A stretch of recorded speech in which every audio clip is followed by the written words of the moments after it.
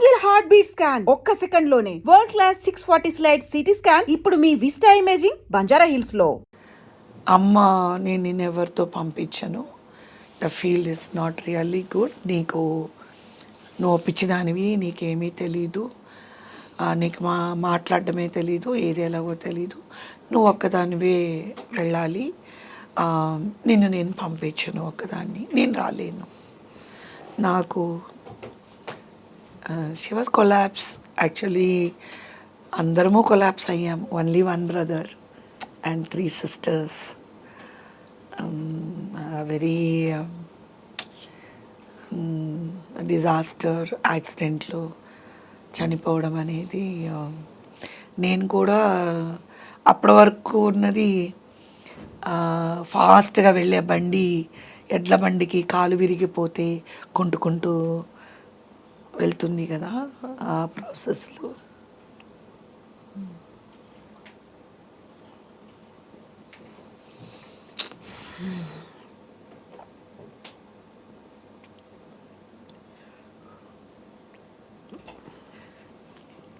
And మా brother నేను చాలా క్లోజ్.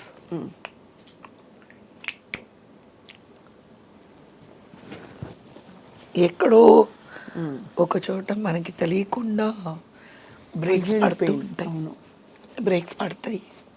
That is life. చాలా విషయాలు చెప్తే మీరు షాక్ అవుతారు. సో మా బ్రదరు ఇలాగ అయిన తర్వాతే మా మదరు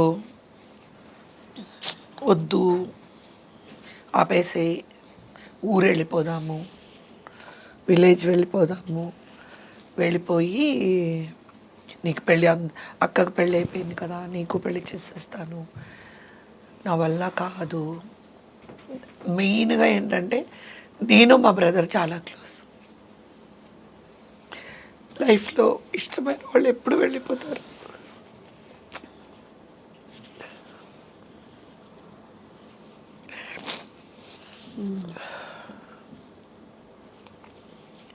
అందుకనే ఎవరిని ఎక్కువ ప్రేమించకూడదు, ఇష్టపడకూడదు. ఒప్పుకుంటా, అది వెరీ పెయిన్ఫుల్. సో చాలా తమ్ముడు ఇది ఇష్యూ తర్వాతే, బట్ మూవీస్ ఏమో కుప్పల్లాగా పడిపోతున్నాయి నాకు, కుప్పలు. అంటే మీకు సంవత్సరానికి 5 సినిమాలు అంటే నాకు 15 నుంచి 20కి వచ్చేసాయి. ఎక్కడ చేయాలి చెప్పండి? ఒక రోజు 3 షిఫ్ట్లు. హీరోయిన్ కష్టం కదా. ఏవిఎం స్టూడియోలో నేను ఉన్నానంటే ఫస్ట్ ఫ్లోర్ తమిళ్ అవుతుంది, 7th ఫ్లోర్లో తెలుగు అవుతుంది, మళ్ళీ ఇంకో ఫ్లోర్లో ఇంకోటి, అదే స్టూడియోలో నా కోసం డబ్బింగ్లు. కొంచెం ఇంకొక ఆర్టిస్ట్ క్లోజప్ తీస్తున్నారంటే కొంచెం ఒక సీన్ చెప్పండి, డబ్బింగ్ డబ్బింగ్. ఆ కారు తిరుగుతూనే ఉంటుంది ఆ 3 ఫ్లోర్లకి. ఇంకా చూడాలి మీరు. అక్కడికి వెళ్ళామంటే చాలు రమణ అక్కడ బయటకు వచ్చేటప్పటికే అదిలాగే ఇదిలాగేసి ఫటాఫట ఫటాఫట డ్రెస్ చేంజ్లు అంత fast fast fast fast fast చేసి వెళ్ళిపోయేదాన్ని. సో అలాగా 22 అవర్స్ ఇన్ డే. 2కు పడుకుంటే 4కి లేచేదాన్ని. సో అమ్మ ఇలాగా కష్టపడేకి ఇంకా. అప్పుడు అరేంజ్ మ్యారేజా? అంటే ఇది తర్వాత మేమందరం మా తమ్ముడి ఫ్రెండ్స్ ఒక టీమ్, ఫ్రెండ్స్ ఫ్యామిలీ, అండ్ మేమందరం కలిసి సింగపూర్ వెళ్ళామన్నమాట. వెళ్తే there my brother's friend family is close to my husband. So అలాగా ఆయన ఇంటికి వెళ్ళడమో లేకపోతే ఆయన ఆఫీస్కి ఇట్లా ఒకసారి డిన్నర్కో దేనికో వెళ్ళినప్పుడు ఆయన ఇష్టపడ్డారేమో నాకు తెలీదు. నాకు ఈ లవ్లు గివ్వులని నాకు తెలీదు. నాకు అది ఐ లవ్ యూ చెప్పడం కూడా చేత కాదు. నేను ఆ లవ్ యూ చెప్పింది ఒకటే మా ఆయనకి పెళ్ళైన అంటే I don't believe in that. నాకు ఆ, ఆ, ఎవరినో చూసి ప్రేమించేయాలి, ఆ ప్రేమ అని ఎప్పుడు ఫోకస్ ఎలా ఉండేది అని అంటే, నాకు అమ్మకి నాన్నగారికి ఒక ఇల్లు కొనాలి, తమ్ముడికి ఒక ఇల్లు కొనాలి, అక్కకు ఒక ఇల్లు కొనాలి, చెల్లికి ఒక ఇల్లు కొనాలి, అందరికీ బోల్డ్ డబ్బు సంపాదించి అందరూ కంఫర్టబుల్గా ఉండాలి అను ఎప్పుడు నా మైండ్ అలాగే. నా సినిమాలన్నీ 100 days ఆడాలి, నా ప్రొడ్యూసర్కి బోల్డ్ డబ్బులు రావాలి.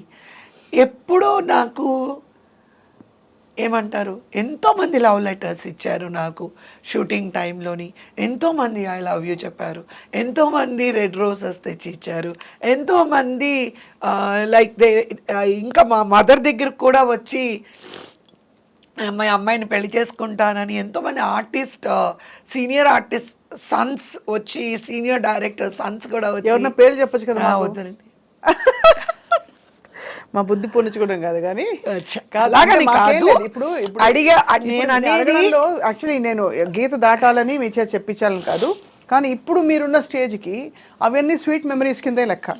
అంటే అప్పుడు నాకు తెలీదు, నాకు మీరు లవ్ లెటర్ ఇచ్చారంటే తీసి అమ్మకే ఇచ్చేదాన్ని తీసుకెళ్ళి, అమ్మ అదో అక్కడ ఎర్ర చొక్కా వేసుకున్నారే ఆయన లవ్ లెటర్ ఏదో ఇచ్చారు చదువు అనేదాన్ని అని నా పాటికి నేను వెళ్ళిపోయేదాన్ని. వాళ్ళు ఇలా ఇలా కొట్టుకునేవాళ్ళు, అమ్మ ఇంక ఈ మహాతల్లి దగ్గర మనం ఏం మాట్లాడకూడదు అని మా అమ్మ 2-3 కొట్టారు కూడా.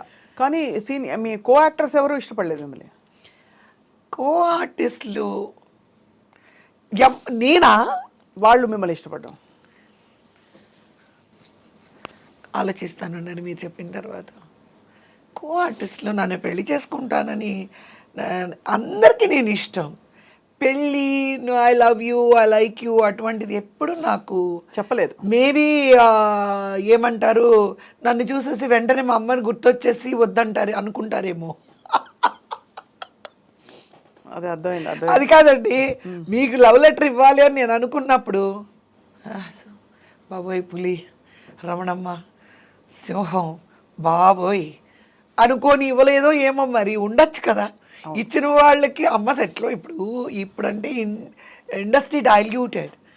అప్పుడు తెలుగు, తమిళ, కన్నడ, మలయాళం ఉండేది అన్నీ కోడంబాకము, వడపల్లిని. So you know it is like ఒక జాయింట్ ఫ్యామిలీ లాగే అది. కరెక్ట్, అవును. సో కాబట్టి ఆ ఇష్యూ రాలేదు. ఎక్కడో మాత్రం ఎవరో ఒక పేపర్లో నాకు రజనీకాంత్కి పెళ్ళయిందని వేశారు. ఒక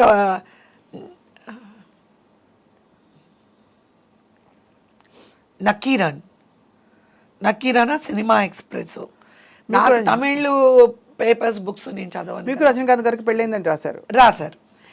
నేను, మోహన్ బాబు గారు, మేమంతా సెట్లో, అల్లు రామలింగ గారు, మేమందరం కూర్చొని ఉన్నాము. అయితే ఎవరో వచ్చి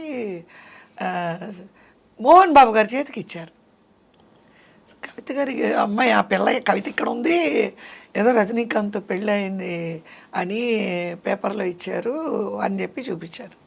పాపం మోహన్ బాబు గారు ఆ విషయంలోని మనం అప్రిషియేట్ చేయాలి. ఆయన చాలా కోప్పడ్డారు. ఎందుకు తను ఫుల్గా బిజీగా ఉండి ఏదో వర్క్ చేసుకుంటుందని వెంటనే ఆ ప్రొడ్యూసర్ని తీసుకొని వెళ్ళారు. అమ్మ రాజా గారు అనుకుంటా, పెద్ద ప్రొడక్షన్ అది.